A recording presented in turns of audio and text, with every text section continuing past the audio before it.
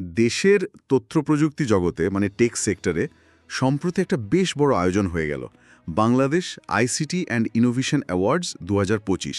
হ্যাঁ, এটা নিয়ে বেশ আলোচনা হচ্ছে। তো আজ আমরা এই আয়োজনটা নিয়ে একটু কথা বলবো techworldbt.com এর একটা রিপোর্টের ভিত্তিতে আর কি। ঠিক বোঝার চেষ্টা করা যাক যে এই ধরনের অ্যাওয়ার্ড আসলে কতটা ইম্প্যাক্ট ফেলে। মানে দেশের টেক ইনোভেশনের ক্ষেত্রে এর প্রভাবটা কি। আয়োজনটা হয়েছিল 18 অক্টোবর, তাই না, ঢাকায়? হ্যাঁ, ঢাকার ইন্ডিপেন্ডেন্ট ইউনিভার্সিটি মানে আইইউবি অডিটোরিয়ামে। আর মূল থিমটা ছিল বেশ ইন্টারেস্টিং, উদ্ভাবনকে স্বীকৃতি, রূপান্তরকে অনুপ্রেরণা। সুন্দর থিম, মানে যারা নতুন কিছু করছে তাদের সামনে আনা, অন্যদেরও ইন্সপায়ার করা। একদম, লক্ষ্যটা বেশ পরিষ্কার। অনুষ্ঠানের প্রধান অতিথি ছিলেন সরকারের প্রধান উপদেষ্টার বিশেষ সহকারী ডক্টর আনিসুজ্জামান চৌধুরী। উনি এটা খুব দরকারি কথা বলেছেন কিন্তু। কোনটা? উনি বলেছেন যে আমাদের মধ্যে নাকি আত্মবিশ্বাসের একটু অভাব আছে, আর আমরা পশ্চিমা কালচারের উপর একটু বেশি নির্ভরশীল হয়ে পড়ছি। ও আচ্ছা, ওয়েস্টার্ন ডিপেন্ডেন্সি। হ্যাঁ, উনি বলেছেন এই বৃত্ত থেকে বেরিয়ে আসতে হবে, নিজেদের তরুণদের যে ইনোভেটিভ ক্ষমতা সেটার উপর ভরসা রাখতে হবে। কথাটা কিন্তু ফেলে দেওয়ার মতো না। না, একদমই না। আসলেই তো আমরা অনেক সময়ই দেখি যে লোকাল ট্যালেন্ট থাকার পরেও বিদেশি সলিউশনের দিকে ঝোঁকা হয়। ঠিক। তো ডক্টর চৌধুরীর এই কথাটা আসলে একটা মাইন্ডসেট শিফটের দিকেই ইঙ্গিত করে। এখন প্রশ্ন হলো, এই অ্যাওয়ার্ড কি সেই পরিবর্তনের সাহায্য করবে? সেটাই দেখার। আবার দেখুন, আইসিটি বিভাগের সচিব শীশা হায়দার চৌধুরী, উনিও তো বিশেষ অতিথি ছিলেন। হ্যাঁ, ছিলেন। উনি কিন্তু সরাসরি ইনভেস্টমেন্টের কথা বলে দিয়েছেন। বলেছেন আইসিটি ডিভিশন এই ধরনের প্রোগ্রাম থেকে উঠে আসা ভালো আইডিয়াগুলোতে, মানে যেগুলো আসলেই মানুষের কাজে লাগবে, সেগুলোতে ইনভেস্ট করতে আগ্রহী। এটা তো দারুণ খবর, বিশেষ করে যারা একদম শুরুর দিকে আছে তাদের জন্য। অবশ্যই, সরকারি এই আগ্রহটা খুব দরকারি। হ্যাঁ, দরকারি তো বটেই, তবে আগ্রহের পাশাপাশি প্রক্রিয়াটাও তো সহজ হতে হবে, তাই না? মানে ফান্ডিং পাওয়ার প্রসেসটা। তা ঠিক। আরেকজন বিশেষ অতিথি ছিলেন বিটিআরসির chairman major general Mohammad Emdadul Bari, retired. ও হ্যাঁ, উনি কিসের উপর জোর দিয়েছেন? উনি বলেছেন টেকনোলজি ব্যবহার করতে হবে প্রতিদিনের জীবনের সমস্যা সমাধানে, প্র্যাকটিক্যাল সলিউশন আর কি। হ্যাঁ, আর চেয়েছেন একটা ইনক্লুসিভ ডিজিটাল ইকোসিস্টেম, মানে এমন একটা ব্যবস্থা যেখানে একদম প্রত্যন্ত অঞ্চলের মানুষও, গ্রামের মানুষও যেন যুক্ত হতে পারে, শহরের মতো সুবিধা পায়। এই ইকোসিস্টেম শব্দটা আমরা প্রায়ই শুনি, এটা আসলে কি? শুধু ইনোভেটর আর ইনভেস্টর, নাকি আরও কিছু? না না, আমার মনে হয় এটা তার চেয়েও বড়, তাই না? হ্যাঁ, অবশ্যই। একটা ভালো ইকোসিস্টেম মানে তো শুধু ইনোভেটর বা ইনভেস্টর না। ধরেন ইনোভেটর আইডিয়া দেবে, ইনভেস্টর টাকা দেবে, আবার ইউনিভার্সিটির রিসার্চ কাজে লাগবে, সরকারের পলিসি সাপোর্ট লাগবে। রাইট, আবার বড় কোম্পানিগুলোও এগিয়ে আসবে। এই যে অ্যাওয়ার্ডের স্পন্সর লিস্টটা দেখলাম, NCC bank, mutual trust bank, AIUB, city bank, মানে কর্পোরেট সেক্টরও ইন্টারেস্টেড হচ্ছে, এটা তো ভালো দিক। অবশ্যই ভালো দিক। এটাই একটা হেলদি ইকোসিস্টেমের লক্ষণ।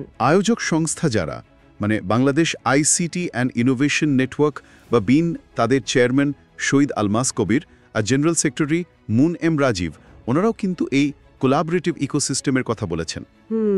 তাদের লক্ষ্য তো এটাই, ইনোভেটরসদের ন্যাশনাল প্ল্যাটফর্ম দেওয়া, দেশের টেক উদ্যোগকে এগিয়ে নেওয়া। আচ্ছা, প্রতিযোগিতার কিছু পরিসংখ্যান দেওয়া হয়েছে রিপোর্টে, মানে কেমন সাড়া পাওয়া গিয়েছিল? হ্যাঁ, সংখ্যাটা বেশ ইমপ্রেসিভ। সারা দেশ থেকে নাকি 255টা আইডিয়া জমা পড়েছিল। 255টা? বাহ। সেখান থেকে ফাইনালে 32টাকে অ্যাওয়ার্ড দেওয়া হয়েছে, চ্যাম্পিয়ন, উইনার আর মেরিট, এই 3 ক্যাটাগরিতে। এই সংখ্যাটাই কিন্তু বলে দেয় যে দেশের বিভিন্ন জায়গায় ইনোভেটিভ কাজ হচ্ছে, হয়তো আমরা সবসময় খবর রাখি না। ঠিক, সাইলেন্টলি অনেকেই কাজ করে যাচ্ছে। কয়েকটা চ্যাম্পিয়ন প্রজেক্টের নামও এসেছে, যেমন স্টুডেন্ট ক্যাটাগরিতে মিস্টার রাড সেফ বা রুয়েটের বৃত্ত.xyz। এগুলো কি নিয়ে কাজ, সেটা ডিটেলস কি ছিল? রিপোর্টে খুব বিস্তারিত ব্যাখ্যা নেই সত্যি বলতে, তবে নামগুলো শুনে কিছু আন্দাজ করা যায়। রাড সেফ হয়তো রেডিয়েশন সেফটি বা এই জাতীয় কিছু হতে পারে। আর বৃত্ত.xyz, এটা কোনো অনলাইন প্ল্যাটফর্ম বা কমিউনিটি হতে পারে।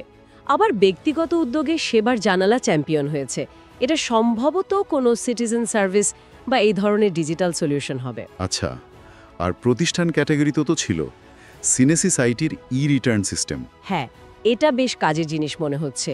সম্ভবত ট্যাক্স রিটার্ন জমা দেওয়ার অনলাইন সিস্টেমটাকে সহজ করেছে। মানে সরকারি সেবার ডিজিটালাইজেশনের একটা ভালো উদাহরণ।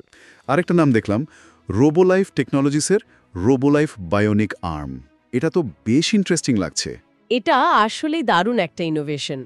বায়োনিক আর্ম মানে কৃত্রিম হাত, সম্ভবত কম খরচে তৈরি করা।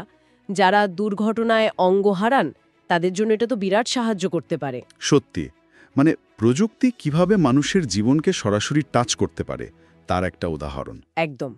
আর এটাই প্রমাণ করে যে শুধু সফটওয়্যার বা অ্যাপ নয়, আমাদের দেশে কিন্তু হার্ডওয়্যার বা ধরেন বায়োমেডিক্যাল ফিল্ডও ভালো কাজ হচ্ছে। এই ডাইভার্সিটি বা বৈচিত্র্যটাই আসলে আসার কথা। ঠিক।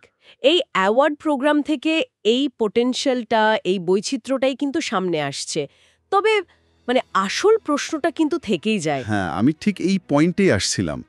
এই যে এত বড় আয়োজন, এত স্বীকৃতি, এগুলো কি আসলেই তরুণ ইনোভেটরসদের মধ্যে কনফিডেন্স বাড়াতে পারছে, নাকি এটা একটা বাৎসরিক মানে একটা আনুষ্ঠানিকতার মধ্যেই সীমাবদ্ধ থাকছে?